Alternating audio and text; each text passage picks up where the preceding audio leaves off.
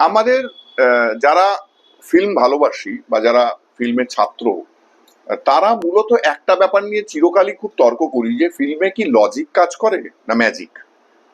সত্যি কথা বলতে সত্যজিৎ রায়ও বারবার বলেছেন যে ফিল্মের ক্ষেত্রে ম্যাজিকটা অনেক বেশি কাজ করে যায়। ম্যাজিক আমার মনে হয় ম্যাজিক কাজ করলে লজিক তখন আর কোনো মানে দরকারি বস্তু হয় না। তার সবচেয়ে বড় উদাহরণ আমি দেখতে পাই সোনার কেল্লা সিনেমায়।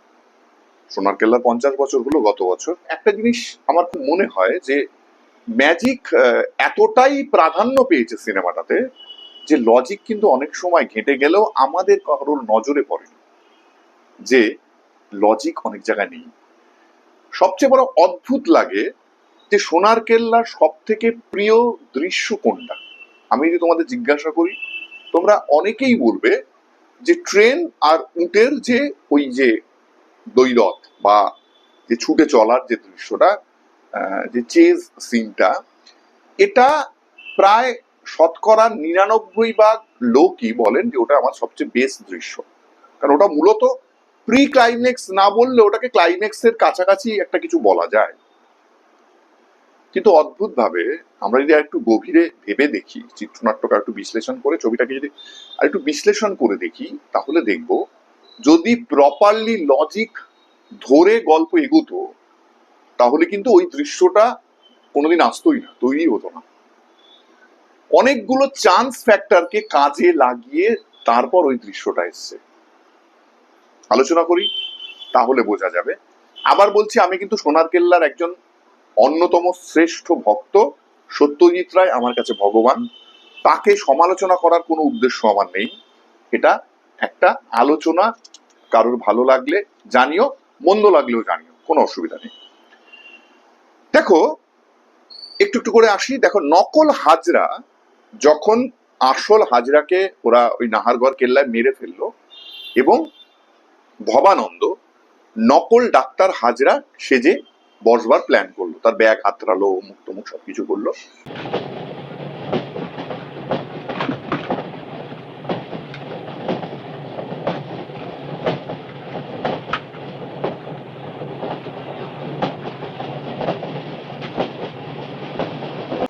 তো ভবানন্দ যে ধরনের ব্রেনি শয়তান, তাতে তাকে কিন্তু ওই সময় কিছুটা হালকা লাগছে। সে যতটা ডাক্তার হাজরার টাকা পয়সা, পেন, টর্চ ইত্যাদি নেওয়ার ব্যাপারে আগ্রহী, সে কিন্তু একটা অন্য লোক সেজে বসছে সেই ব্যাপারে অতটা সিরিয়াস না। যদি সিরিয়াস হতো তাহলে ডাক্তার হাজরা তার নামের স্পেলিংটা কিভাবে লেখেন সেটা নিয়ে সে আরেকটু সিরিয়াস হতো। তার কাছেই ছিল ডাক্তার হাজরার আসল ডাক্তার হাজরার পাসপোর্ট। সে একবারও কিন্তু পাসপোর্ট খুলে দেখলো না যে ডাক্তার হাজরার নামের স্পেলিংটা কি। সে তো কিছুক্ষণ পর থেকে ওই লোকটার অভিনয় করতে শুরু করবে, তারই জায়গায় গিয়ে থাকবে সার্কিট হাউসে। তাহলে তার কি আরেকটু সিরিয়াস হওয়া উচিত ছিল না লোকটার আইডেন্টিটি নিয়ে? তখনকার দিনে আমি মানছি যে পাসপোর্টে হয়তো ছবি থাকতো না, ঠিক আছে, আমি মানলাম কেউ তার পাসপোর্ট দেখতে চাইবে না, কিন্তু সে তো আরেকটু সাবধান হতে পারতো। মূলত একটা শয়তানের ব্রেন এখানে কিছুটা বোকা বোকা কাজ করেছে বলে আমার মনে হয়েছে। ফেলুদার সঙ্গে যখন তার দেখা হলো, সে একটু টেনশনে ছিল। ফেলুদা আসল ডাক্তার হাজরাকে চেনে কি চেনে না। যখন দেখলো চেনে না ফেলুদা, তখন ফেলুদা যখন তারই কার্ড মানে আসল ডাক্তার হাজরার নেম কার্ড যখন তার দিকে এগিয়ে দিলেন, তিনি সেটা দেখে তখনও সিরিয়াস হলেন না তার নিজের নামের বানানটা নিয়ে। নমস্কার। নমস্কার। ডক্টর হাজরা, হ্যাঁ আপনি সুধীরবাবু টেলিগ্রামটা পেয়েছিলেন তো? হ্যাঁ, কিন্তু আমি প্রদোষ মিত্তির। এই আমার কার্ড। আচ্ছা, আর এই সুধীরবাবুর চিঠি। যে আমি তো এখন হেমাঙ্গ হাজরা, তাহলে হেমাঙ্গ হাজরার নামের বানানটা কি, কিভাবে লেখে? তখনও তার মাথায় এলো না যে নামটা নিয়ে আরেকটু সিরিয়াস হওয়া দরকার। একটু অদ্ভুত লেগেছে আমার কাছে। ফেলুদা একজন তুখোর গোয়েন্দা, মারাত্মক স্মার্ট। তার অবজারভেশন পাওয়ার আমরা বারবার বিভিন্ন উপন্যাসে বিভিন্ন গল্পে তার পরিচয় পেয়েছি। অথচ এই সোনার কেল্লার ক্ষেত্রে দেখলাম তার অবজারভেশন পাওয়ার কিন্তু কিছুটা উইক। তিনি যখন সার্কিট হাউসের ওই রেজিস্ট্রি খাতায় ডক্টর হাজরার নামটা দেখলেন, তিনিও কিন্তু নামটা খুব একটা গভীরভাবে দেখলেন না, একটু হালকা ভাবেই যেন দেখলেন। তার পকেটে ডাক্তার হাজরার কার্ড আছে, সে নামটাকেও তিনি অতটা নজর করেননি। রেজিস্ট্রি খাতায় যে ডাক্তার হাজরার নাম, সেটাকেও তিনি খুব একটা গভীরভাবে নজর করলেন না, যেটা একটা সাধারণ মানুষ করতে পারে। কিন্তু আমার মতে সেটা ফেলুদা সুলভ নয়, যে কিনা লালমোহন বাবুকে পরবর্তীকালে লালমোহন বাবুকে আসতে দেখলে সে বুঝে যাবে লালমোহন বাবু সুসংবাদ এনেছে কি দুঃসংবাদ। সেই লোকটার অবজারভেশন পাওয়ার আমার এখানে একটু উইক মনে হয়েছে। আবার একটা জিনিস ভেবে দেখো, যে হেমাঙ্গ হাজরার যখন খবর নিলেন ফেলুদা, যখন মুকুল ধরের কেসটা ফেলুদার কাছে এলো এবং মুকুলের নিরাপত্তার দায়িত্ব ফেলুদার হাতে এলো, এবং ফেলুদা জানতে পারলো যে ডক্টর হেমাঙ্গ হাজরা প্যারাসাইকোলজিস্ট, তার সাথে মুকুল চলে গেছে সোনার কেল্লা দেখবার জন্য। হেমাঙ্গ হাজরাকে নিয়ে বিভিন্ন তথ্য জানবার জন্য ফেলুদা সিধু জ্যাঠার কাছে গেলেন। ভবানন্দের প্রসার জমে উঠেছিল, এমন সময় হেমাঙ্গ হাজরা সেখানে যায় এবং তার বুজুর্গকে ধরে ফেলে। কিন্তু অদ্ভুত ভাবে ফেলুদা হেমাঙ্গ হাজরা ঠিক কেমন দেখতে সেটা নিয়ে কোনো রকম কোনো কোয়ারি করলেন না।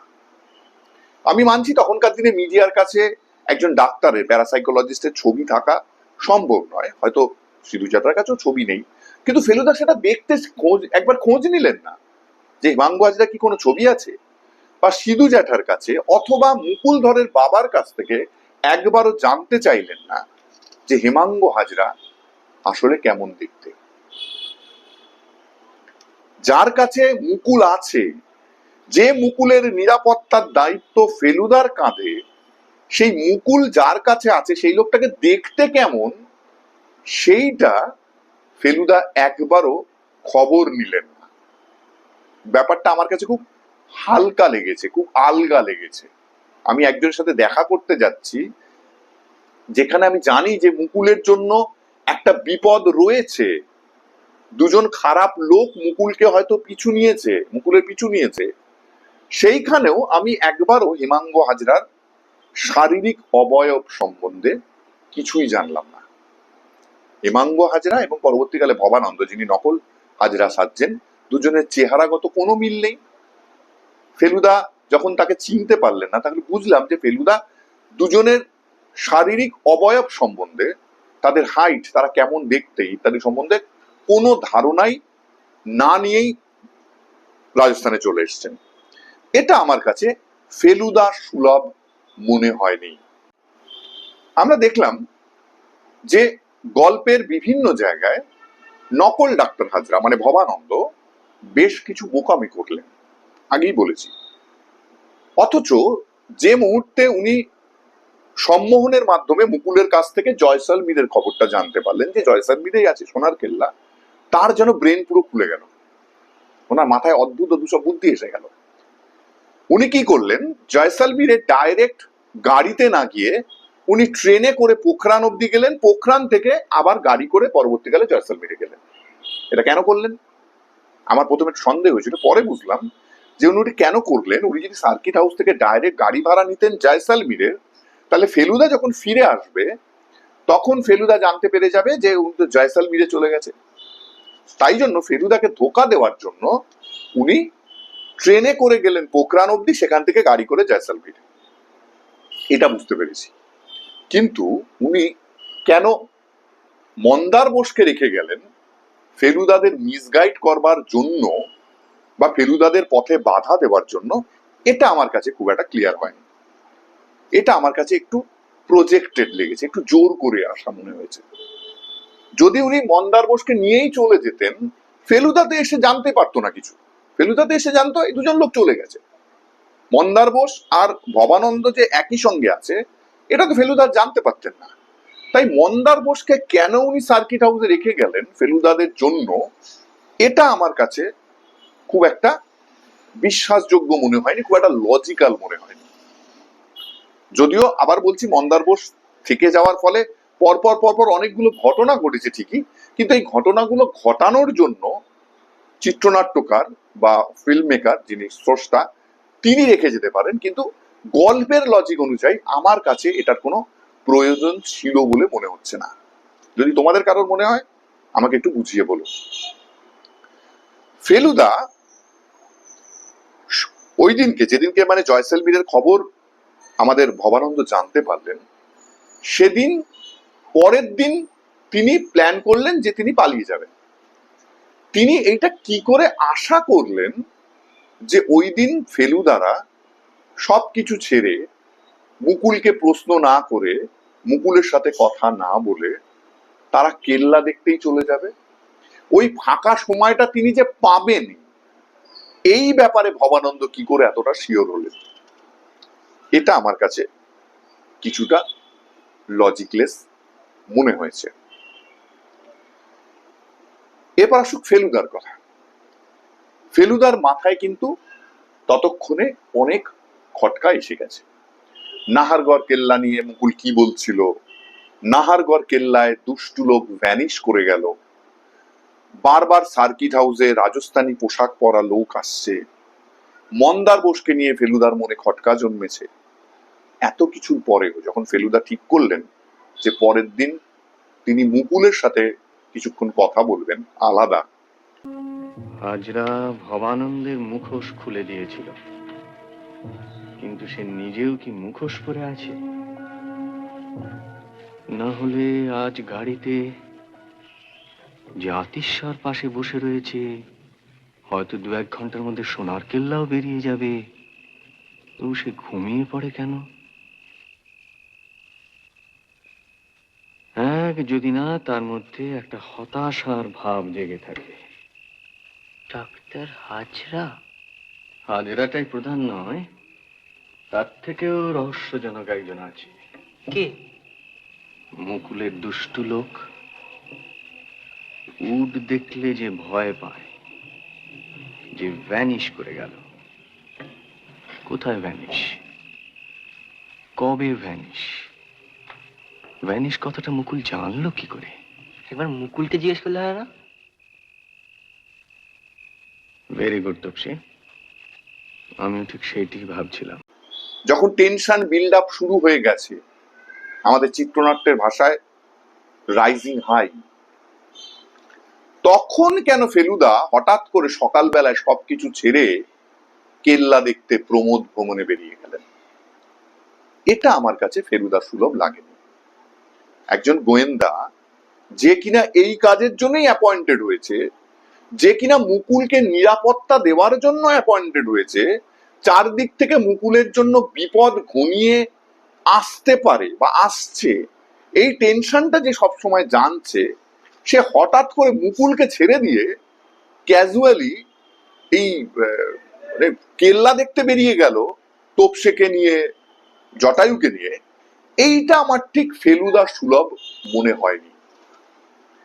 যদি ফেলুদা এটা জানেন যে এই আসল যে ডক্টর হাজরা, এটাই আসল ডক্টর হাজরা, তাও তো মুকুলের জন্য বিপদ রয়েই যাচ্ছে, কারণ মন্দার বোসকে তার ভালো মানুষ মনে হয়নি। একজন রাজস্থানী পোশাক পরা লোক বারবার করে কেল্লা, আমাদের এই সার্কিট হাউসে হানা দিচ্ছে, তাহলে তারাও তো মুকুলের বিপদের কারণ হতে পারে। সেই লোকটাও তো এসে মুকুলকে ছিনিয়ে নিয়ে চলে যেতে পারে। মন্দার বোসের মাথায়ও তো কোনো দুর্বুদ্ধি থাকতে পারে। বা তিনি যদি এই ডাক্তার হাজরা মানে ভবানন্দকে যদি তিনি কিঞ্চিত সন্দেহ করতে শুরু করেন, তাহলে তো তাকে নিয়েও মুকুলের জন্য বিপদ থাকতে পারে। এতগুলো বিপদ মুকুলকে নিয়ে থাকতে পারে, সেই লোকটা একটু কিছু না ভেবে, যার দায়িত্বে তাকে মানে যে কাজের দায়িত্বে তাকে পাঠানো হয়েছে, সব দায়িত্ব ভুলে গিয়ে তিনি শুধুমাত্র ঘুরবেন বলে তিনি কেল্লা দেখতে চলে গেলেন। এটা আমার কাছে কিন্তু কখনোই ফেলুদা সুলভ মনে হয়নি। ফেলুদাকে এখানে একজন দায়িত্ববান গোয়েন্দা বলে আমার মনে হয়নি, খুব বেশি ক্যাজুয়াল লেগেছে। এটা তোমাদের কি মনে হয়েছে তোমরা আমাকে জানিও, নিশ্চয়ই তোমাদের কাছে কোনো লজিক আছে। এটা কিন্তু আমার ফেলুদা সুলভ মনে হয়নি, ফেলুদাকে কিছুটা উদাসীন মনে হয়েছে। অথচ এই উদাসীন ফেলুদা, যে কিছুটা ক্যাজুয়াল, যে কিছুটা মুকুলকে নিয়ে অতটা সিরিয়াস তাকে মনে হচ্ছে না, সে যে মুহূর্তে রাস্তায় ওই সোনার পাথর বাটি আবিষ্কার করে ফেললো, সে ওই সোনার পাথর বাটিকে সামনে রেখে সবকিছু ধারার ধার ধরে ফেললো। যেই এসে দেখলো মুকুলকে নিয়ে doctor Hazra, so call doctor Hazra চলে গেছে, ফেলুদার কাছে সবকিছু ক্লিয়ার হয়ে গেল। কে ভবানন্দ, কে ভবানন্দর চেলা, মন্দার বোস কি, মুকুল কোথায় যেতে পারে, সবকিছু ফেলুদার মাথায় খুব তাড়াতাড়ি ক্লিয়ার হয়ে গেল না? একটু যেন বেশি তাড়াতাড়ি ক্লিয়ার হয়ে গেল। এতক্ষণ কিছুই ক্লিয়ার হচ্ছিল না, এখন এই মুহূর্তে হঠাৎ করে যেন দুমদাম করে সবকিছু ক্লিয়ার হয়ে গেল। এইখানে আমার একটু লজিকের সমস্যা লেগেছে। এরপর যেটা সবচেয়ে ডেঞ্জারাস জায়গা, সেটা হচ্ছে ফেলুদার মানে মাথায় কি এলো যে তিনি হঠাৎ করে এই পাথরে বাটি দেখেই জয়সলমেরের দিকে ছুটে গেলেন। তার উচিত ছিল একবার অন্তত নিকটবর্তী রেল স্টেশনে গিয়ে খোঁজ নেওয়া যে সেই পথে ওই নকল ডাক্তার হাজরা মুকুলকে নিয়ে কোথাও গেছে কিনা, তাহলে হয়তো কিছু জানা যেত। ঠিক আছে, এটা একটা ছোট পয়েন্ট, এটা একটা বড় ভুল নয়, কিন্তু সবচেয়ে ভয়ঙ্কর লজিকের গোলমালটা লুকিয়ে আছে এরপর। কি কি ঘটছে? নকল ফেলুদা বেরিয়ে যাওয়ার সঙ্গে সঙ্গেই নকল ডাক্তার হাজরা মুকুলকে নিয়ে বেরিয়ে পড়লো। ফেলুদা তখন কেল্লা দেখতে গেছে, ফেলুদারা কেল্লা দেখতে গেল, কেল্লার পথে তারা বাটি আবিষ্কার করলো, ততক্ষণে বাটি নিয়ে তারা আবার কিনলো, কিনে ফিরে এলো। ততক্ষণে আমি বুঝতে পারছি যে নকল ডাক্তার হাজরা মুকুলকে নিয়ে ট্রেনে উঠে পড়েছে।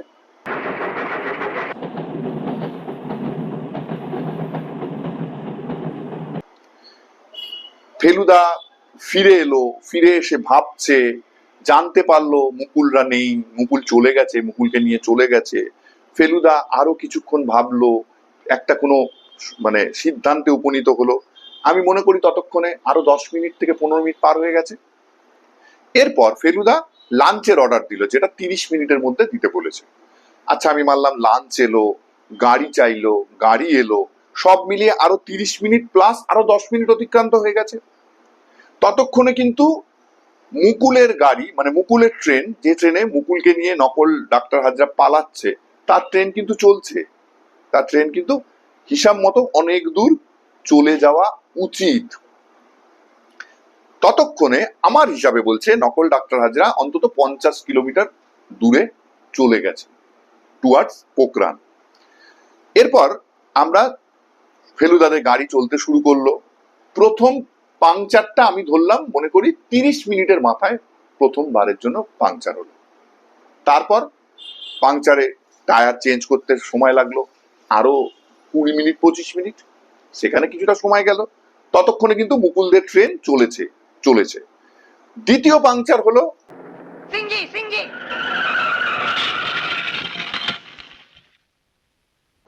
আবার আমি মনে করি 10 মিনিট 15 মিনিটের জার্নির পর, সেই সময়ও আবার টায়ার চেঞ্জ করতে অ্যাটলিস্ট 25 মিনিট 30 মিনিট লাগলো। ততক্ষণে কিন্তু চলেছে মুকুলের গাড়ি, ভবানন্দের গাড়ি কিন্তু চলে যাচ্ছে, তারা কিন্তু পোখরানের দিকে এগিয়ে চলেছে। এরপর বসে আছে, অপেক্ষা করছে দ্বিতীয় পাংচারের পর তো কোনো টায়ার চেঞ্জ হয়নি, তারা অপেক্ষা করতে করতে যখন উটকে দেখতে পেলো, উটকে ডাকলো, উট এলো, উটে মাল তোলা হলো, আস্তে আস্তে ফেলুদা উঠলো, এরা সব উঠলো। ততক্ষণে কিন্তু আমার হিসাব মতো গাড়ি ফেলুদাদের চেয়ে কম করে 60 কিলোমিটার দূরে এগিয়ে রয়েছে। রাস্তাটা যদি একদম প্যারালাল নাও হয়, অ্যাঙ্গুলার ওয়েতেও থাকে, তাহলেও কিন্তু ফেলুদাদের থেকে ট্রেন কিন্তু 60 কিলোমিটার এগিয়ে রয়েছে।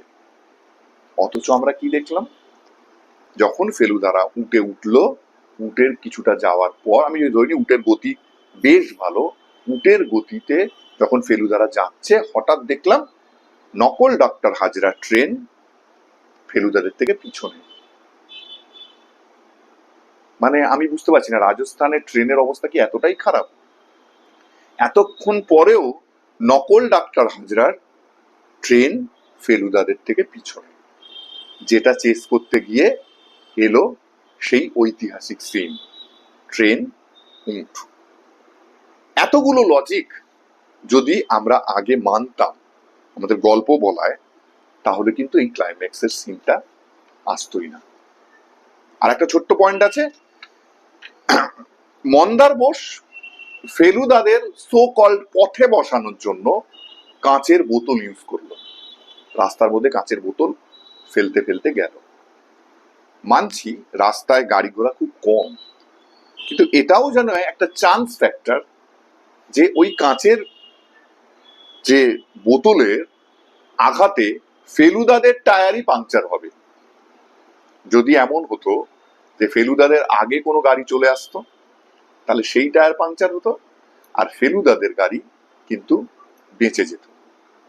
তার ফলে তখন কিন্তু লজিক্যালি আর এই ক্লাইম্যাক্সটা সিনটা আসতো না, ট্রেন আর উটের সিনটা। তো আমরা যেটা বুঝলাম যে অনেকগুলো লজিক যদি প্রপারলি মানা হতো, মানে চরিত্রগুলো তাদের নিজস্ব স্বভাব মতো ব্যবহার করত, তাহলে কিন্তু এই ঐতিহাসিক সিন যা একটা কাল্ট হয়ে রয়েছে, সেই সিনটা কোনোদিনও এই সিনেমাতে আসতো না, ম্যাজিকটা নির্মাণ হতো না। তাই আমরা মনে করি যে ম্যাজিক অনেক বড়, লজিক জরুরি নয়। যে সিনেমা আমরা 50 বছর ধরে দেখে যাচ্ছি, আরো আগামী 100 বছর ধরে দেখে যাব, তার যে এত ছোট ছোট লজিক্যাল খামতি রয়েছে, সেটা আমরা কেউ জানতেই চাই না, আমাদের জানার দরকারই নেই, কারণ সেখানে রয়েছে ম্যাজিক।